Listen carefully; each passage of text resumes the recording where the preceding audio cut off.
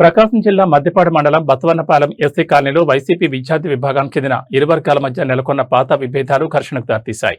అర్ధరాత్రి సమయంలో కొందరు యువకులు మారణాయుధాలతో గ్రామంలో హల్చల్ చేయడంతో స్థానికులు తీవ్ర భయాందోళనకు గురయ్యారు. సమాచారం అందుకున్న మద్దిపాడు పోలీసులు వెంటనే గ్రామానికి చేరుకుని పరిస్థితిని అదుపులోకి తీసుకున్నారు. వైసీపీ విద్యార్థి విభాగం రాష్ట్ర కార్యదర్శి గుంతోట రవీంద్రనాథ్, అదే గ్రామానికి చెందిన మండల విద్యార్థి విభాగం కన్వీనర్ చప్పడి బిక్కి మధ్య కొంతకాలంగా విభేదాలు ఉన్నట్లు సమాచారం. ఈ నేపథ్యంలో ఇరు వర్గాల మధ్య మాటామాటా పెరిగి ఘర్షణకు దారితీసినట్టు తెలుస్తోంది.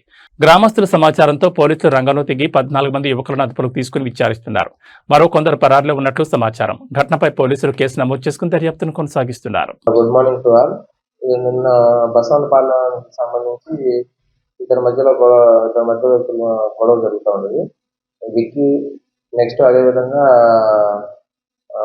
రవీంద్రనాథ్, గుంటూరు రవీంద్రనాథ్, వీళ్ళిద్దరి మధ్య లీడర్షిప్ కోసము ఒకరికొకరు గొడవ జరుగుతూ ఉంటుంది. దానికి సంబంధించి ఈ వ్యక్తి కొంతమంది మనుషులను బయట నుంచి తీసుకొచ్చి గొడవ క్రియేట్ చేస్తాడు. దానికి సంబంధించి రవీంద్రనాథ్ ఇచ్చిన దాని మీద ఎఫ్ఐఆర్ రిజిస్టర్ చేశాము. అదేవిధంగా వాళ్ళని లీగల్గా యాక్షన్ తీసుకుంటాము. ఓకే, 30 మెంబర్స్ గొడవకు వెళ్ళారు. సుమారుగా మాకు ఒక 14 మెంబర్స్ వరకు మేము పట్టుకున్నాము. ఎఫ్ఐఆర్ అయింది.